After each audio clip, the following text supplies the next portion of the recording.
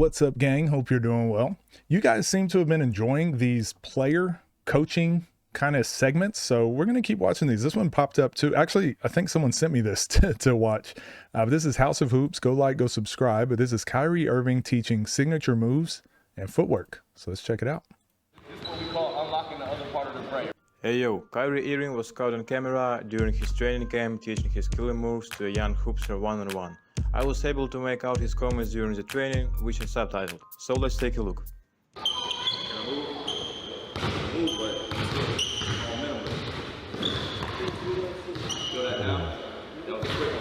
We love this now. Man, I think there was a full video of this.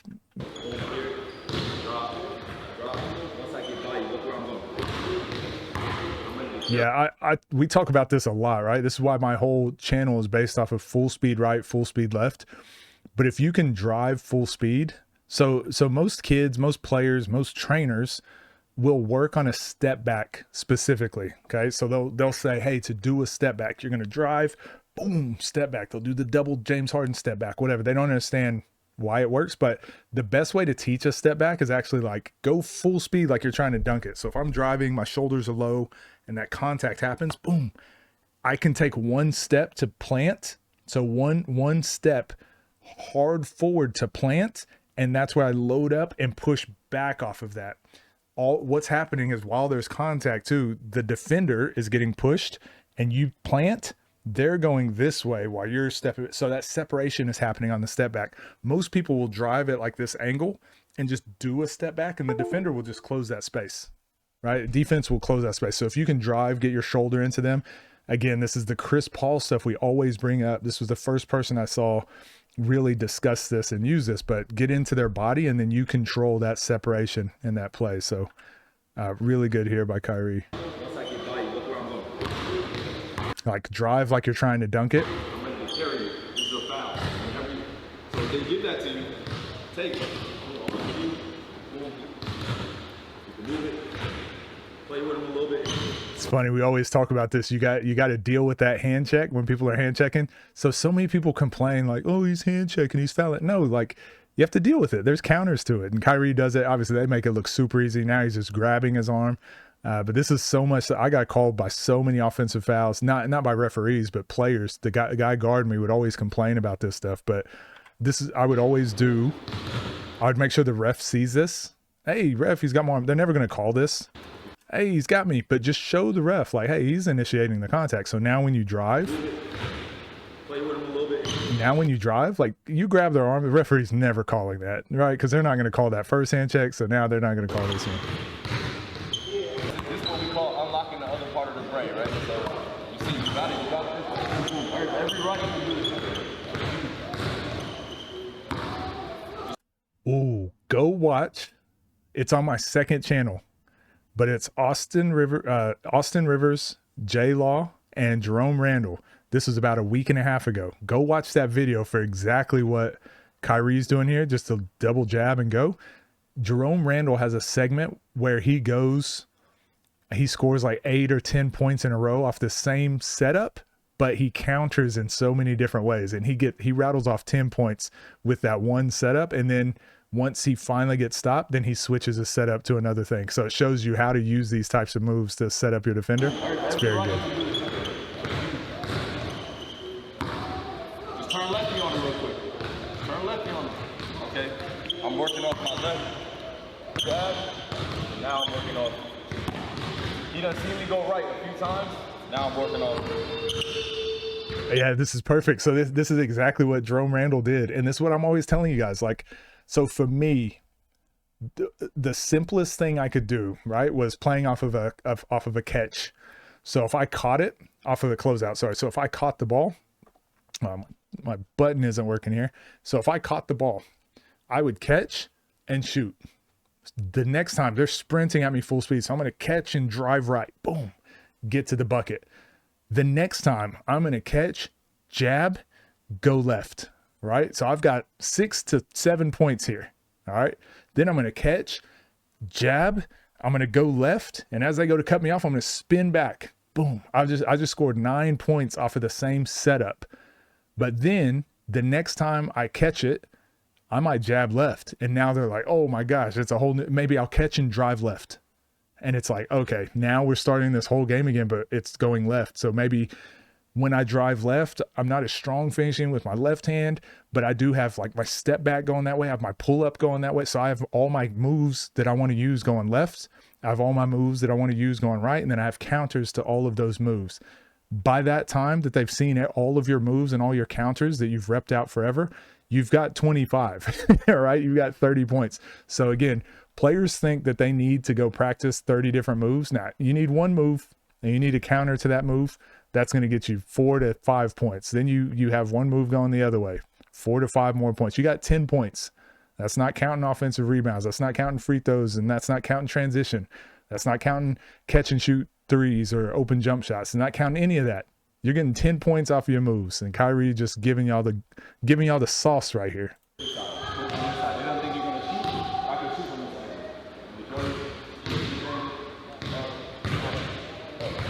This part right here, I wouldn't work on this too much. This is probably an elite play. If Kyrie's working with him, he's probably an elite scorer. I wouldn't work on outside your pocket shots. Most of you, this is just not going to be an efficient shot. If you're the main scorer on your team and you are catching the ball often in the mid post and going to work, maybe you should be working on it. But anyone else, this is just not a shot that needs to be practiced. It's a shot that can be fun to add to your game and something to add as icing on the cake. But I wouldn't spend any large majority of time working on this type of stuff. Again, this is very specific for very high level players. If this kid has a bright future and is possibly going to go play high levels, obviously this is something he needs to work on, but I'm never going to argue with Kyrie either. These are all pockets that feel comfortable. So while I'm saying, once you get to Jimmy Butler, now you're on your right. The deal is time. And I think we've seen this too. I mean, me personally, I don't think we watched it on the channel. Coming off right here, one hard dribble, the defender's helpless right here, and there's space in between him and me in the basket. And that's the first option. The second option is I'm coming off, I split the pick and roll, he steps up again. Real quick, don't worry about the split of the pick and roll. These are two, like most of you aren't doing this, all right? There's probably one player per team, if that has the ability to get downhill and then split the pick and roll. But this situation right here, driving full speed to the basket and there's a help defender, this applies to literally every single person. So don't overthink the splitting part. That can be something you add to it if you want.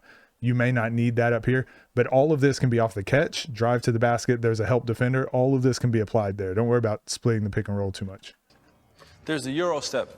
You step in between the defender's legs and you create space by using your first leg, your pivot foot, and then stepping around. That's interesting. I teach the Euro step. So full speed right is the first thing we want to do. If you're right-handed, left-handed, you want to go full speed left. So full speed right. I'm going to pin out. Maybe that'll help. That's interesting to see Kyrie teaches it that way. So my first thought is drive this way as hard as you can and get a layup, right? What's the defender or any half decent defender going to do if you're driving full speed this way? Like surely he's going to step over. So I like to drive and, oh, you can't see because my camera was in the way. Let me fix that. Get out of your face.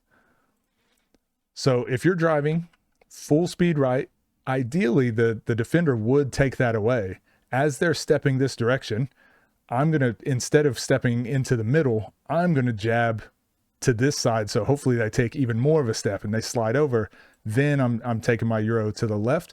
I'm actually surprised Kyrie teaches it this way. I'm almost certain that's what he does too with his Euro step. Drives, and then it's a hard step to the right to get them to shift. If they don't shift, you just lay it up. If they do shift, then you step around. And if they play somehow guard both of those, and you just shoot the floater over the top. So I'm actually surprised he teaches it that way, but to each their own. And then reversing it. And the third option is the spin move. It's a dangerous move. I mean, it just depends on how the defender plays you. So if I have it in my left hand and he's shading me this way, then use the spin move. And again, this is all, to me, it's all based on angles. I really wonder if Kyrie's ever thought about I think he probably can just do everything. So he just plays off instinct. He probably has not had to teach this to a lot of young kids, but there's some, he's not wrong, but essentially it's the same thing works for all of these moves. So if I'm driving full speed right and I step around the defender this way and he goes to cut me off, well, now you just plant your foot into the ground, you spin around, right? But it'd be the same for a Euro step. Trying to go full speed left, I can jab left and he steps over and I'm stepping to the right. Like all the same concepts is just essentially you just want to be going full speed left. If he takes that away, now you go full speed right. This is the whole moniker of my channel. It's a quick one. After you spin off him, you always want to shield him with your offhand. So I spin off him and keep him over here. That way, if he comes over your body, that's a foul, and it's an and one, automatic basket. The most important thing is your balance and your footwork. I like this. The most important thing that I learned when spinning the ball on both sides of the rim is it starts from practice. I remember this video too, and him just talking about how to practice it. This, again, it's gold. You won't be expecting what he says. What I used to do when I was younger is I used to see all the angles on the backboard, and if you look around, there's so many angles that you put the proper spin and it'll go in. And you have to practice that. And literally just stand here and just spin it on both sides. Yeah, so if you want to get better at spinning the basketball off the backboard and making shots, you got to get this. You have to go spin the ball off the backboard and practice making it. You don't need any fancy gadgets. You don't need a backboard that's multiple different colors. You just go spin the ball off the backboard and you just try things. Hold on. I got something for this.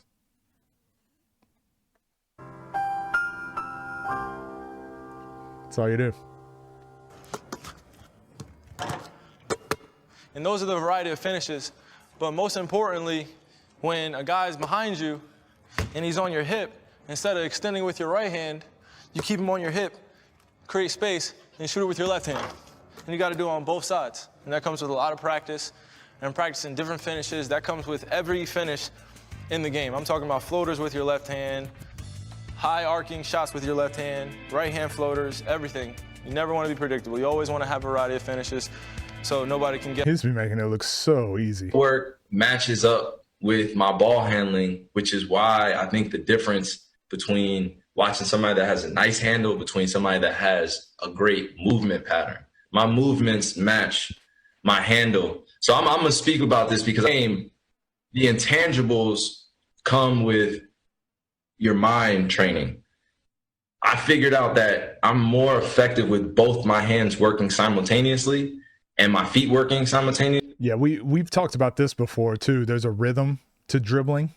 And so it's definitely something to practice, but you should also be able to dribble off beat. I think that was a Jason Preston video, being able to dribble off beat. So it's just like dancing, right? Just off beat. Same as like skateboarding, being able, what do they call it? Where your Key is going to kill me for not knowing this term. Whatever, you're switch footed. Is that what they call it? Honestly, than just being able to. Goofy footed. I don't know. What do you call it? Where you can ride both directions. I don't know what I'm talking about. Did all that to make a complete package that I have now to be able to spin on my left foot on a spin drive where most people don't expect the righty to spin back left. I practice going on the baseline, 2-foot jumping, fading right or fading left. These are amounts of reps that I take and practice fading out of, fading from. Again, this is bringing a tear to my eyes. He just practices the thing.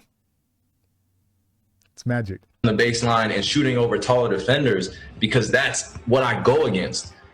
Is how efficient are you in every situation that you have the ball and you don't have the ball?